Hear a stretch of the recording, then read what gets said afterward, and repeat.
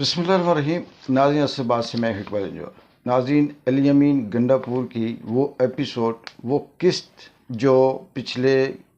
24 या 36 घंटों से चल रही थी, उस पे बेशुमार सोशल मीडिया पे या दीगर जो तबसराकार हैं तज्जिया करते हैं सोशल मीडिया के अंदर, वीलॉग के अंदर या मीडिया के जो मकबूजा मीडिया है चैनल्स के अंदर, वो आप सुन चुके हैं। और उस पे बात करना इतना ज़रूरी नहीं है क्योंकि बहुत सी ऐसी मीम्स बन चुकी हैं, बहुत सी ऐसी चीज़ें सामने आई हैं कि अक्सरियती जो सर्वे की रिपोर्ट के मुताबिक इवन के 90 से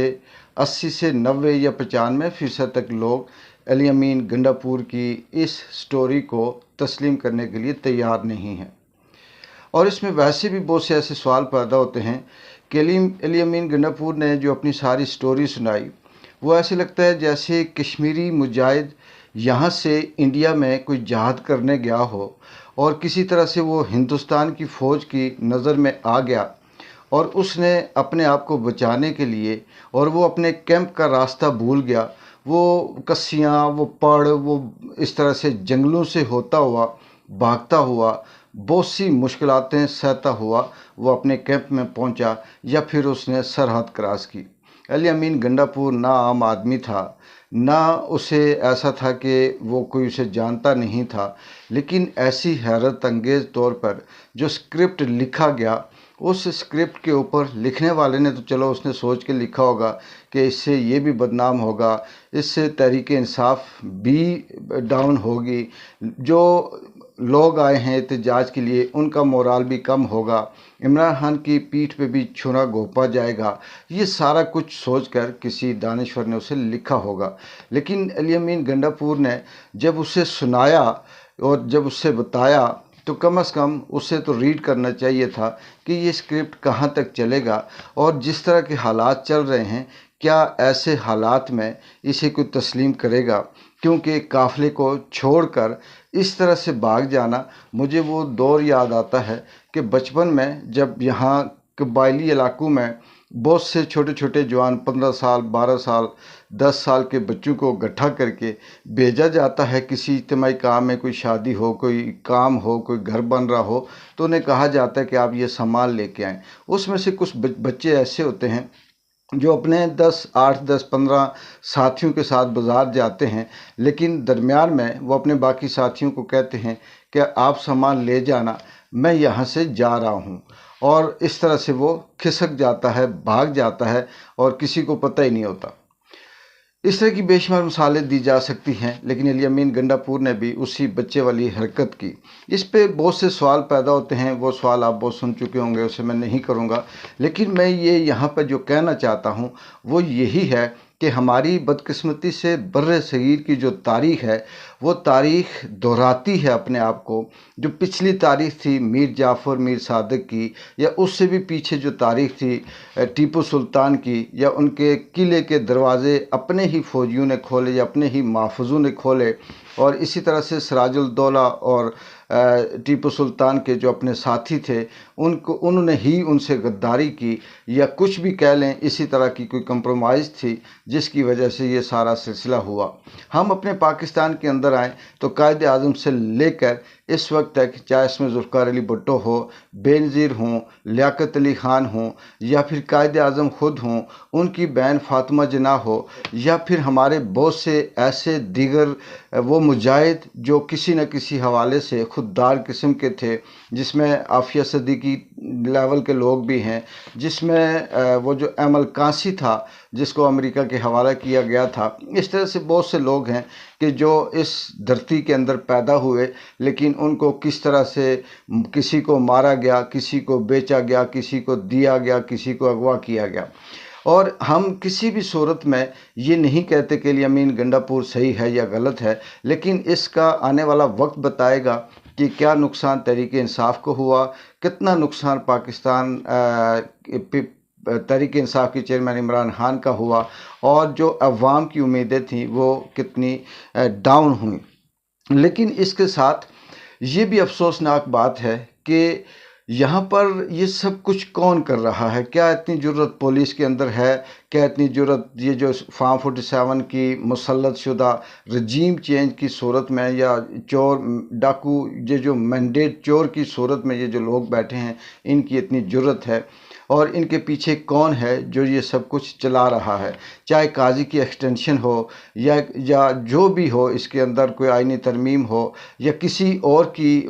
جو طاقت ہے اسے اضافہ بخشنا ہو، یا کسی اور کو اوپر مسلط کرنا ہو، یہ سارے کا سارا صرف کسی ایک نقطے کے گرد گھوم رہا ہے، اور اس ایک نقطے کے ارد گرد باقی یہ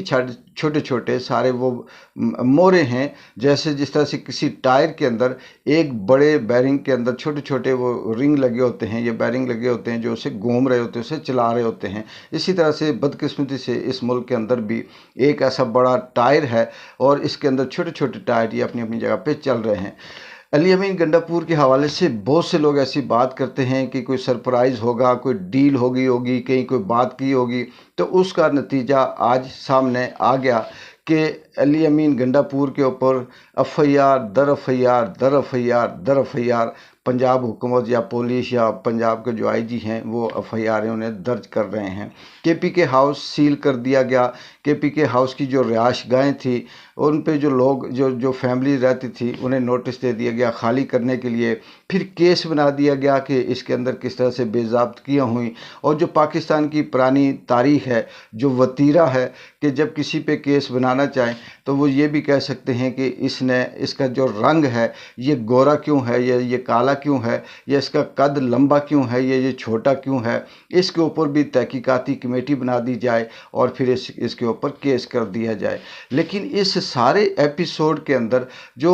اگلی جو بات تھی وہ یہ ہے کہ عمران خان کے اوپر بھی پابندی لگی ہے کہ اب اسے کوئی صحافی یا کوئی وکیل 18 تاریخ تک مل نہیں سکتا، اور اس سے یہ ہے کہ اس کا نیریٹیو، اس کی بات، اس کا بیانیہ باہر نہیں آئے گا، اور عام آدمی تک یہ بات صحیح سچ ہے یہ جھوٹ ہے نہیں پہنچ پائے گی کہ علی امین گنڈاپور کا یہ فیصلہ خود سے تھا، یا اس کے پیچھے کہیں نہ کہیں عمران خان کی رضامندی یا ان کی جو آگاہی تھی وہ شامل تھی یا نہیں تھی۔ اب یہ ساری چیزیں جب ہم جوڑتے ہیں تو ہمیں یہ لگتا ہے کہ علی امین گنڈاپور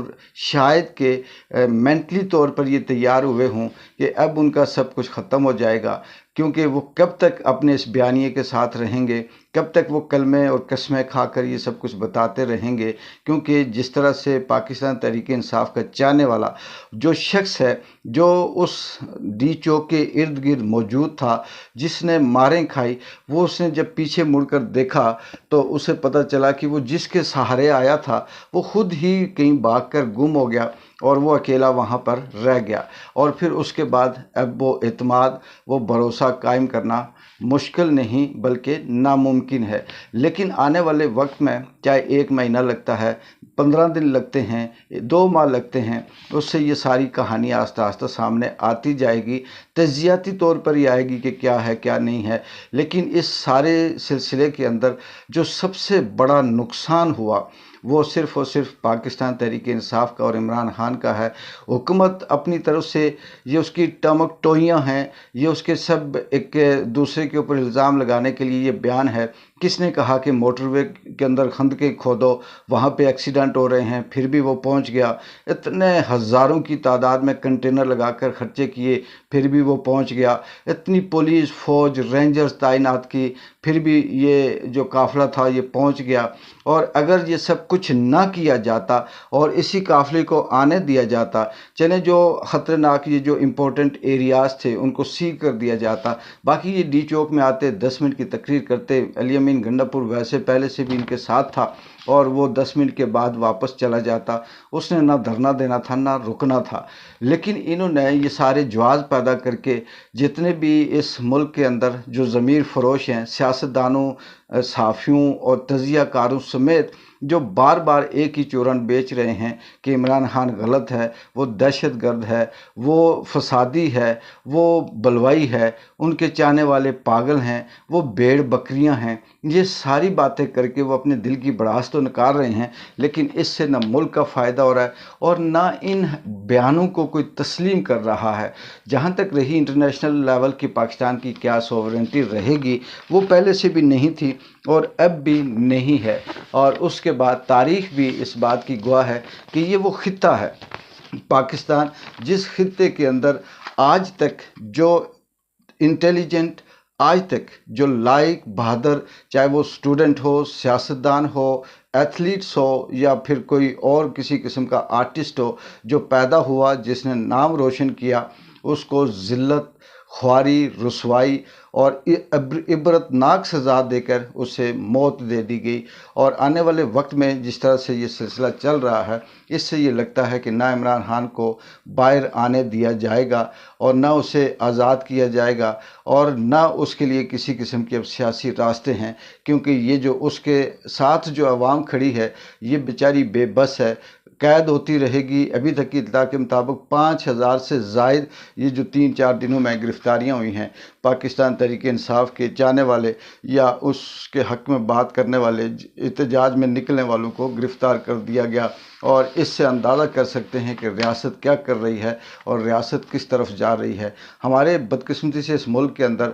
जो शहबाज शरीफ जैसे या बाकी इनके इर्द गिर्द जो बिलावल ज़रदारी हैं, इन जैसे जो लोग हैं, जिन्हें शायद कि ये सेंस नहीं है कि इस वक्त बाहर का मौसम कैसा है, इस वक्त मुल्क के हालात कैसे चल रहे हैं, इस वक्त दुनिया कहाँ से कहाँ पहुँच चुकी है, इनको इससे कोई गरज नहीं है। मरियम नवाज़ हों या दीगर इस तरह के चमचे हों, ये सिर्फ़ और सिर्फ अपनी कुर्सी बचाने के लिए, अपनी तड़ जमाने के लिए, अपनी 4 दिन की वो धमकी देने के लिए ये सब कुछ इस हद तक पहुंच चुके हैं। लेकिन आने वाला वक्त फैसला करेगा कि क्या सच था, क्या झूठ है। और ये जो दूसरों को बलवाई कहते हैं, दहशतगर्द कहते हैं या मुल्क दुश्मन कहते हैं, असल में बलवाई ये खुद हैं, दहशतगर्द ये खुद हैं, मुल्क दुश्मन ये खुद हैं। वक्त ने फैसला करना है कि वो किसके साथ है और कौन हक पे था और कौन झूठ पे था। लेकिन आखिर में ये बात बताता चलूँ कि एलियमीन गंडापुर की जो सारी की सारी कहानी थी, ये फिल्मी ड्रामा था, फिल्मी कहानी थी,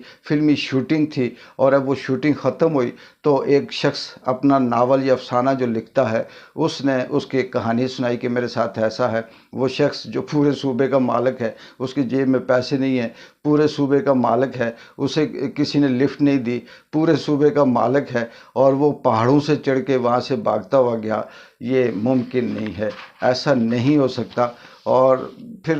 मज़ीद अपने आप को नंगा करने से बेहतर था कि एलियमीन गंडापुर जाता और कहता जी कि मैं अभी कुछ नहीं कहता, मैं बाद में बताऊंगा। फिर भी लोगों का तासर यही होता। लेकिन झूठ बोलकर उसने 1 नहीं 2 नहीं 3-4 ऐसे जुर्म या ऐसे अपने आप के ऊपर इल्ज़ाम लगाए कि अब वो ना इधर का है ना उधर का है। एक बार जिन जो कि इजाज़त दें, अल्लाह हाफिज़।